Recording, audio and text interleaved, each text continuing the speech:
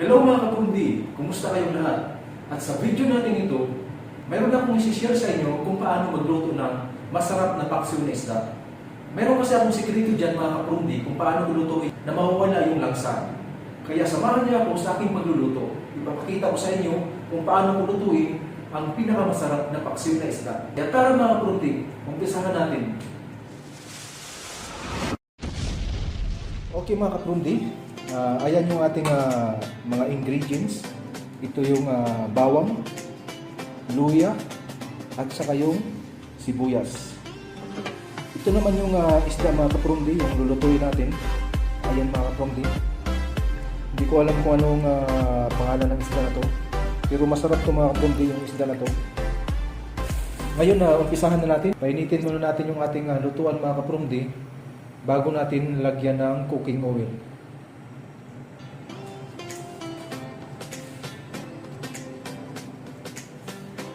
So ang una nating igigisa mga kaprundi yung luya muna. Yung luya muna yung unang gisahin natin, sunod yung bawang, at saka yung pangatlo yung sibuyas. Ayan, mainit na yung lutuan natin. Ngayon lagyan na natin siya ng cooking oil.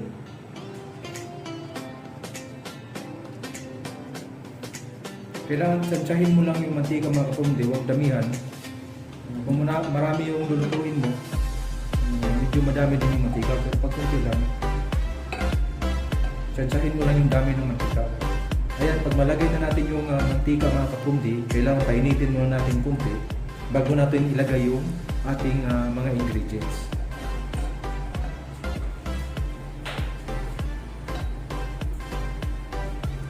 Okay mga kaprundi, pwede na nating igisa yung ating ingredients. Una nating ilagay yung luya. Itong luya muna mga kaprundi.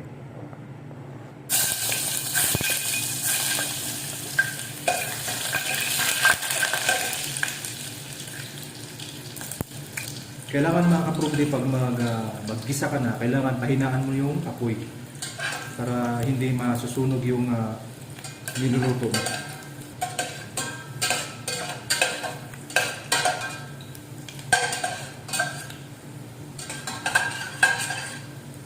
Then, lagay natin yung bawang.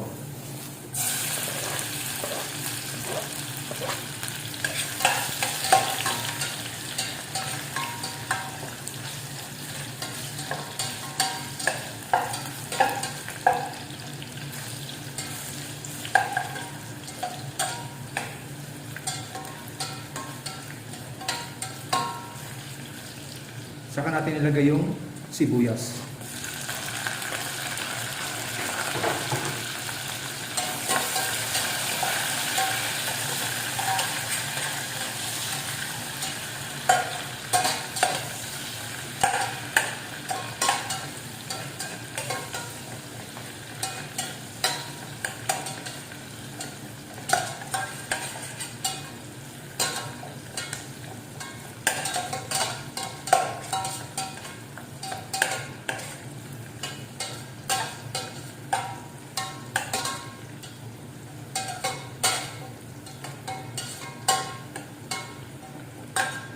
Ngayon pag nagisa natin yung ingredients mga kaprundi, tatanggalin muna natin to, lagay muna natin dito sa lagayan.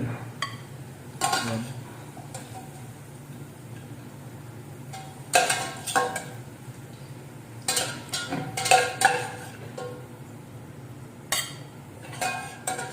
So mag-iwan lang tayo ng konti dito sa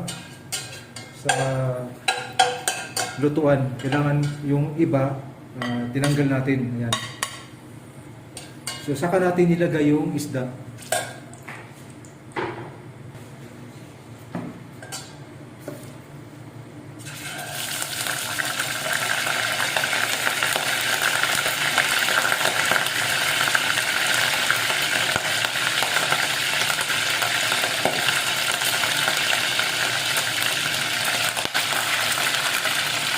May tubig pa kasi mga kung hindi ko na-drain yung isda kaya pumuputok-putok.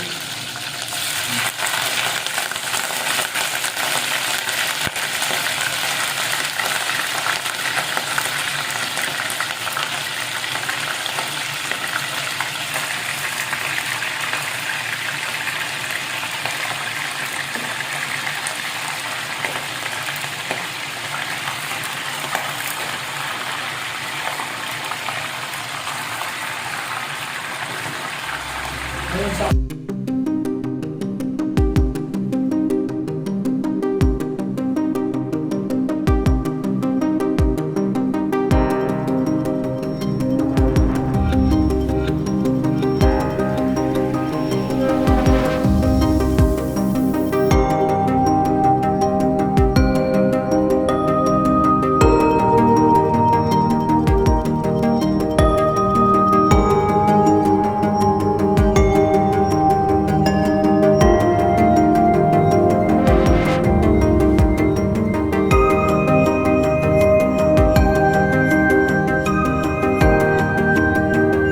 mga kaprumdi o adobong manok mga kaprumdi, kailangan hindi talaga mawawala yung paminta. Kailangan lagyan natin ng paminta kasi ito yung isa to sa nagpapalasa sa niluluto natin. So kailangan yung ilagay natin dito na paminta, pwede siyang durog or yung dahon na paminta. So ang ilagay natin ngayon ay durog na paminta. Yan, tsansahin mo lang din yung dami. Kung gusto mong maraming paminta, kasi may mga tao din kasi mga kaprumdi na gusto nila yung marami yung paminta kasi pag marami yung paminta medyo maanghang yung niluluto. So yung sa akin mga kaprumdi, dinamihan ko kasi parang masarap kasi yung lasa pag maraming paminta. So ayan mga kaprumdi.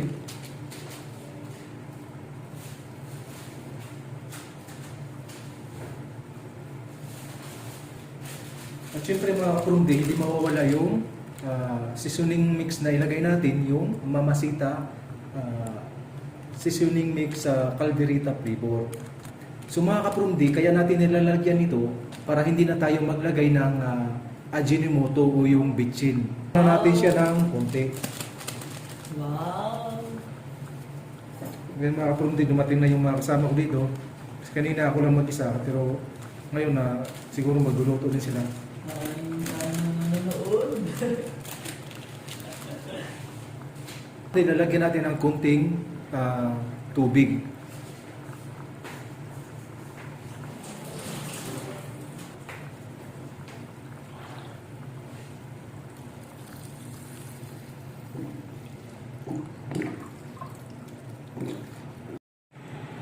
Ayan na mga kaprumdi. So yung sabaw na nilagay ko, medyo madami siya.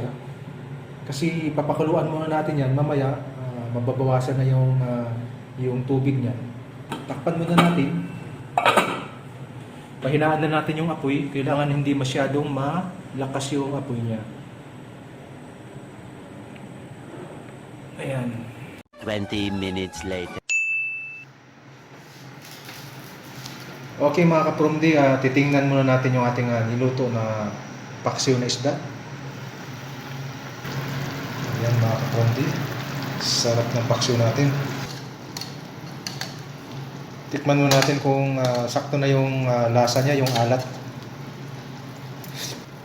Sakto lang mga kaprumdi. Suwabe ang lasa.